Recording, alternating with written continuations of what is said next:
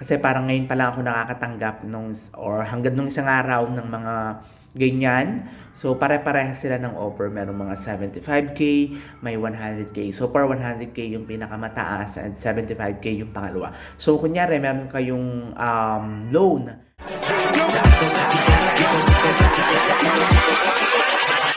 Hold up.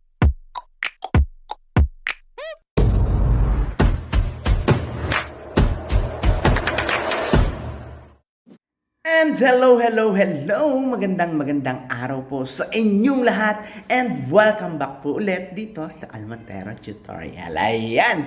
So, nandito na naman po tayo para sa isang impormasyon na kung saan talaga namang mapagkukuhaan natin ng mga konting info, inulit lang, ng konting idea kung paano ba natin magagamit, kung true ba yung mga message na natatanggap natin pagdating kay GGives, and bibigyan lang natin ng konting proof kung okay naman sa inyo. Okay, so once again, I'm Aldrin Almontero dito po sa Almontero Tutorial. Ayan, lagi po nating tatandaan na huwag kalimutang mag-subscribe. Hindi, iba para yun. Lagi po nating tatandaan na never po kaming unang magme-message sa inyo. So kung kayo ay nag-message sa amin sa YouTube or nag-comment, baka mamaya may mag-message sa inyo na Almontero Tutorial. Ayan. Baka mamaya hindi po kami yan kasi may gumagaya po ng ating accounts, may gumagaya ng ating page. Ayan. So tandaan nyo, never po kaming unang magme-message and kayo po yung magme-message sa amin, tapos re-replyan ko po kayo. Okay? Ayan. So magandang araw po sa inyong lahat. So yung topic natin ngayon ay yung mga natatanggap na message galing kay GGives, galing kay GCash. So parang ang nakalagay ay dahil on time ka magbayad, ito po yan. Ayan. Ayan yung nakalagay diyan, yung mga message na natatanggap ng ating mga clients, ng ating mga GCash user. Ayan.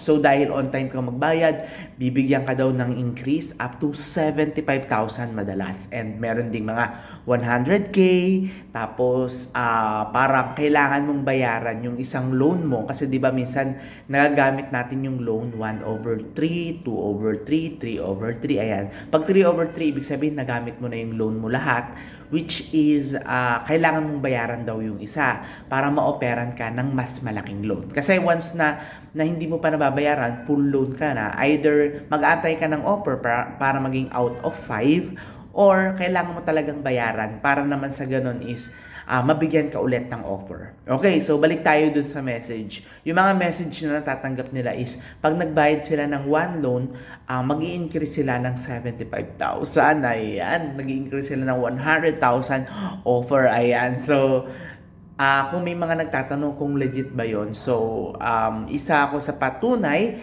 na maaari po siyang legit. Kasi siguro out of mga 20 na tao na or mga ganyan, hindi lalagpas ng 20. Kasi parang ngayon pa lang ako nakakatanggap or hanggang nung isang araw ng mga ganyan.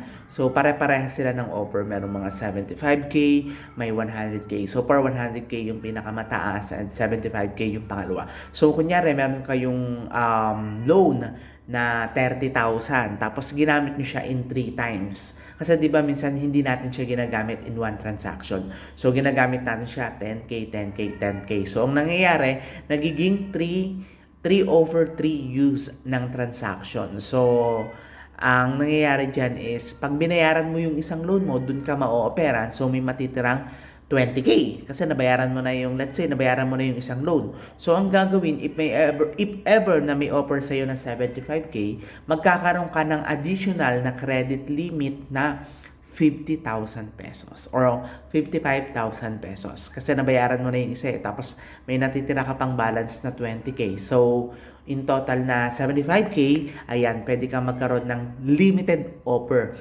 na 75k. Kasi once na inoferan ka niyan, yan, nag-message sa'yo, kailangan mo mabayaran sa ganitong date, limited offer lang po yan. Ano ba yung limited offer na sinasabi ko? Pag sinabi siyang limited offer, pag sinabi po natin ganyan, ang ibig sabihin lang po niyan ay maaari po siyang mawala, maaari po siyang may expiration date. Ayan, may makikita naman kayo dyan na gamitin ito hanggang December 15 only, ganyan. Ayan yung makikita nyo. Ayan, Actually, ako, wala akong ganyang offer, wala akong G-Gives, hindi ako pinapayagan ni GCash. I don't know why, pero I have 800 do sa G-score ko. Hindi ko alam kung bakit wala akong offer, pero siguro hindi para sa akin. Siguro ang kailangan lang natin gawin talaga is talagang ako lang yung isa sa maaaring maging way nyo para matrain natin yan sa cash. Ayan. So, hindi po ito free. Ito po ay may bayad and hindi po tayo real time. Ayan. So, meron din po akong group. Pwede po kayong sumali sa group na ginawa ko. Dalawa na po yung group namin and nandun po lahat ng information, makikita nyo. Pero tandaan nyo po na never po kaming nagpapasali ng mga baguhan sa group, which is kailangan po ay nakatransact na namin or kakilala na namin. Kasi once na hindi namin kakilala, hindi namin alam kung sino kayo. Baka mamaya, isa kayo sa mga alam mo na yon, madami. Ayan. So, yun lang po yung information. So, if ever naman na ma-operan kayo ng ganyang kalaki, tanongin nyo yung sarili nyo. Saan nyo ba ito magagamit?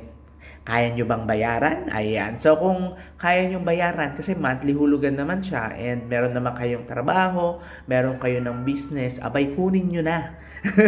Pero kung alam niyo naman na halimbawa meron kayong malaking utang tapos gagamitin, hindi, pwede rin siya. Kung may malaki kayong utang, gamitin niyo yung loan nyo kay G-Gives para maging hulugan, then bayaran niyo na lahat ng utang nyo. Pero wag niyo nang kunin yung loan ni G-Gives kung alam niyo hindi niyo mababayaran at kung alam niyo wala kang ibabayad, kasi isa na naman yan sa magiging stress mo sa buhay, which is kapag naglagay ka ng pera sa GCash, talagang mag-auto-deduct yan and talagang hindi sila titigil kakatawag once na hindi ka magbayad. So kailangan mo lang talagang pag-isipan kung saan mo maaaring gamitin, kung papaano mo siya i-handle or i-manage, kasi on that way itong G-Gives naman talaga is malaking tulong para sa ating lahat, lalong-lalo na ito ay installment. Ayan. So kami naman po, ang Almontero Tutorial ay nandito naman po para tulungan kayo sa pagtitrade ng inyong mga virtual money tulad ng inyong mga G-Gives, G-Credit, Revivilles, Kwarta, Shopee Pay Unverified, GCash Unverified, ayan. So, GrabPay, ayan, pwede din po tayo Mokasa, pwede din po. Credit card, pwede din po. Ayan, pwede namin kayo matulungan through payment, through bills. Ayan, magagawa po natin yan.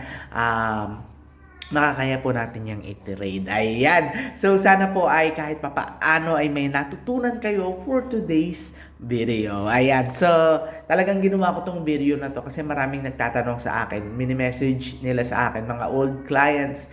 Sir, legit po ba ito? Totoo po ba ito? Baka mamaya pag nagbayad ako, hindi mag-offer. So, hindi ko guaranteed or hindi ko sinusigurado na 100% na okay siya. Kasi tulad ng sinabi ko, hindi po ako yung nakaka-experience niyan. Yan po ay mga sinasabi lang sa akin ng almost kulang-kulang na 20 clients. So 20 pa lang, mga ganon. Hindi ko na mabilang na yung mga offer nila is pagkabayad nila. Ayan, tinatanong ko kasi pagkabayad nila, na-operan agad sila after. Kasi meron naman yung date eh. Kunyari, magbabayad ka ngayong 19, tapos o-operan ka or ilalagay yung iyong credit na pinangako nila on 22, ganon.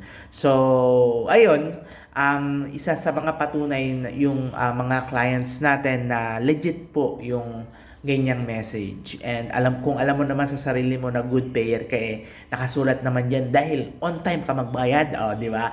Ayan! So, hanggang dito na lang po ang video na ito. So, once again, I am Arjun Almontero dito sa Almontero Tutorial. Happy 25k subscriber sa ating Facebook page, 10.7